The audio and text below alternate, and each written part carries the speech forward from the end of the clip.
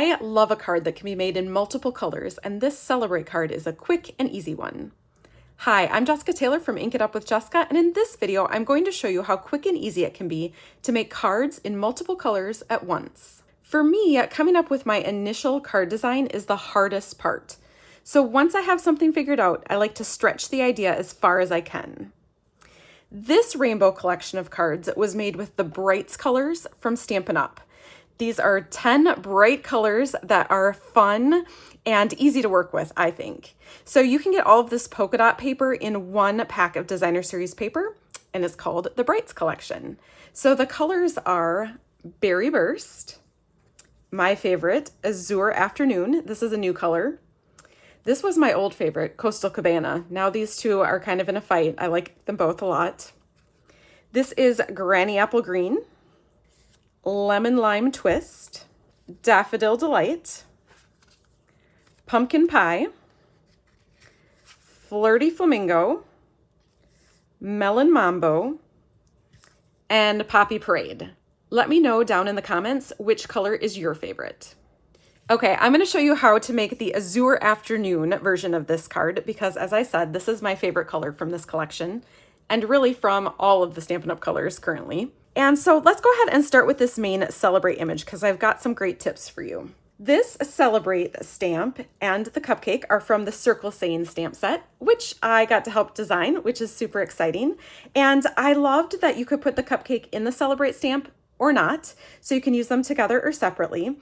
And you can also get this stamp set bundled with the 2 3/8 inch circle punch, so it will perfectly coordinate.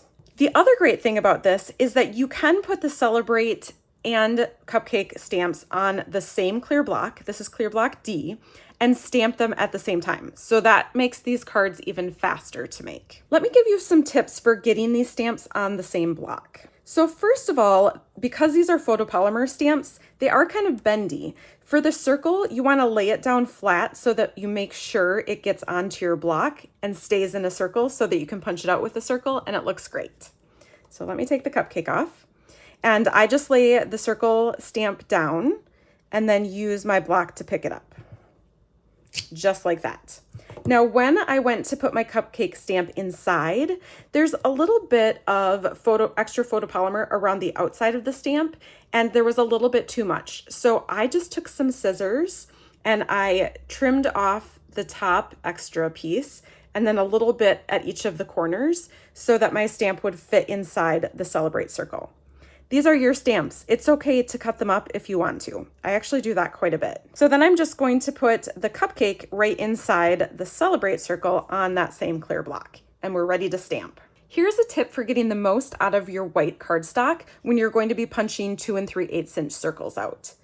I take an 8.5 by 11 inch sheet of white cardstock, and then along the 8.5 inch side, I cut it at 2 3/4 2 times. So 2 3/4 and then 2 3/4. And then I have 3 strips of white cardstock and I can get 4 of the circles from each of these. So that would be 12 circles from one sheet of 8.5 by 11 cardstock.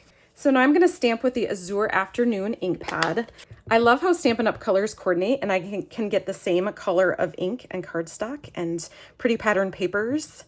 It really helps me out.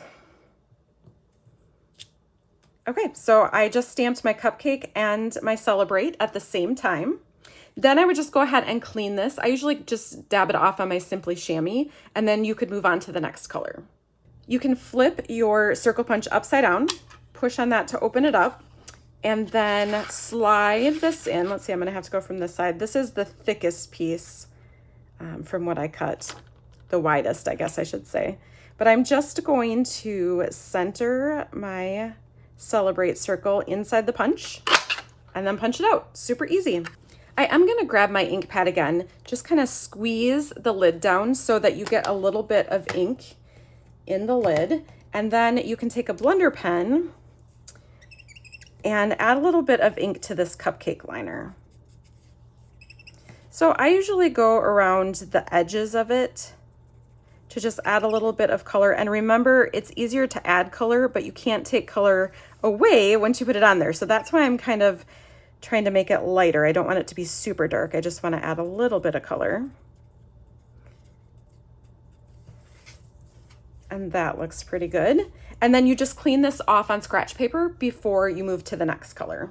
All right, let's make the base of this card. I used Basic White Thick cardstock, so it's the same white as this, but it's just a little bit thicker, so it'll make your card sturdier. I'm gonna cut it at 5.5 inches and then score it at 4.25 inches. Then for my polka dot paper, I want to cut that at 4 inches.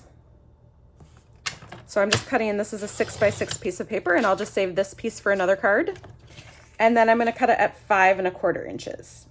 So this piece is 4 inches by 5.25 inches. Save that for another card. And then I also have a 1 inch by 4.25 inch piece of Azure Afternoon that I'm gonna layer on top of that.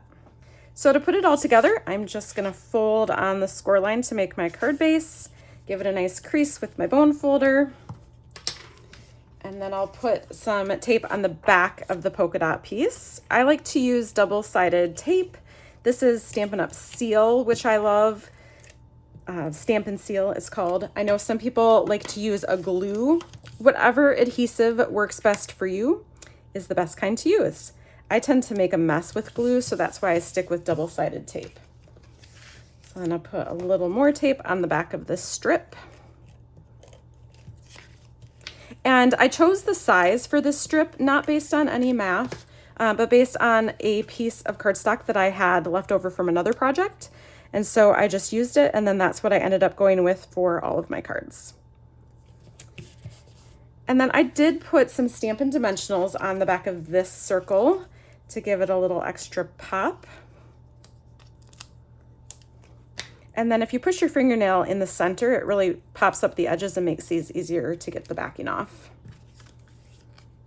So I'll plop that right in the center there. And then for the final touch, I like to add just a little bit of Wink of Stella on the frosting to give it a little shimmer and shine. So real quick, here is another example of a card that you could make in a rainbow of colors like this. When I cut the paper for this piece, I had this little strip left over and I just used it right here. So I could make these in all different colors as well. Grab the Circle Sayings bundle at the link in the description below and get started making fun cards like these. Thanks for watching.